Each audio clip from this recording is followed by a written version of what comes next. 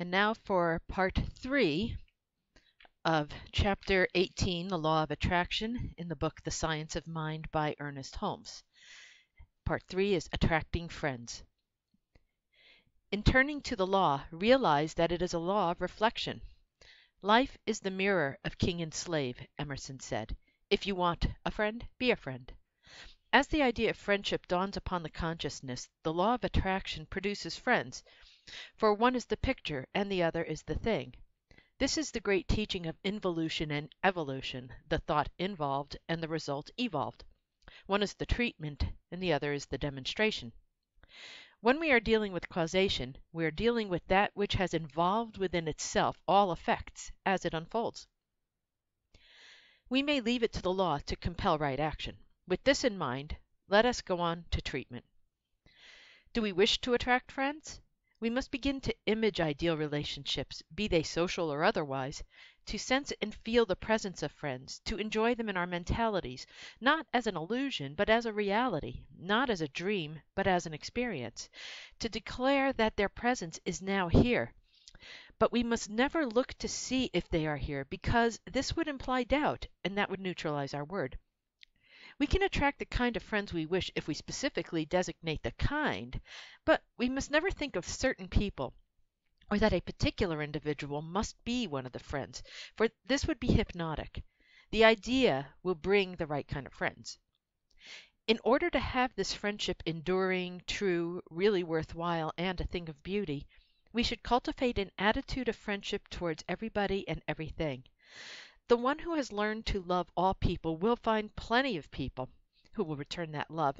This is not mere sentiment, and it is more than a religious attitude of mind. It is a deep scientific fact, and one to which we should pay attention.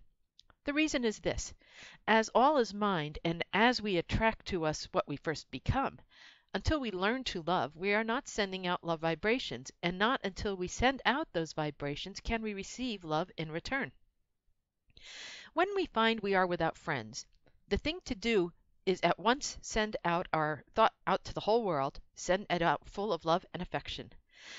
Know that this thought will meet the desires of some other person who is wanting the same thing, and in some way the two will be drawn together. Think of the whole world as your friend, but you must also be the friend of the whole world. And in this way, and with this simple practice, you will draw to you so many friends that the time will be too short to enjoy them all. Refuse to see the negative side of anyone. Refuse to let yourself misunderstand or be misunderstood. Know that everyone wants you to have the best. Affirm this wherever you go, and you will find things just as you wish them to be. One of the first things to do is to love everybody. If you have not done this, begin to do so at once. There is always more good than bad in people, and seeing the good tends to bring it forth. Love is the grandest healing and drawing power on earth. It is the very reason for our being, and that explains why it is that people should have something or someone to love. The life that has not loved has not lived. It is still dead. Love is the sole impulse for creation, and the man who does not have love as the greatest incentive in his life has never developed the real creative instinct.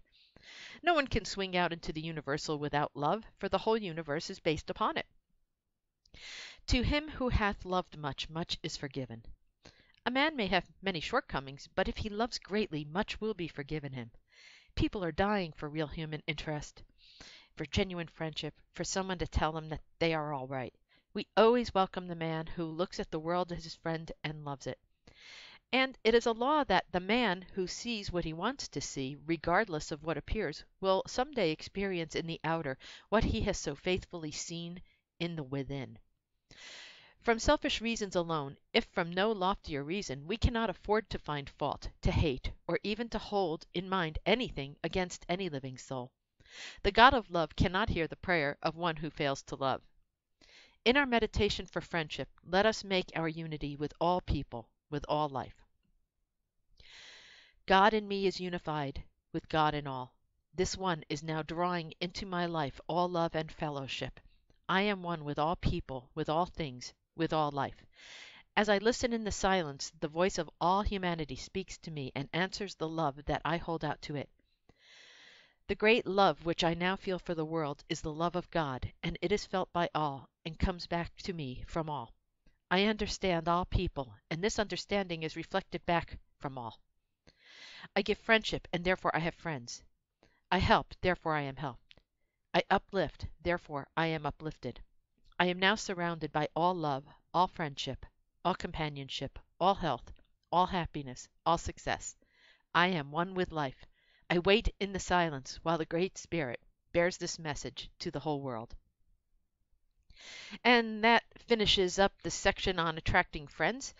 The next part in this series will be part 4, will be attracting success. In the meantime, thanks for listening. Have a great day.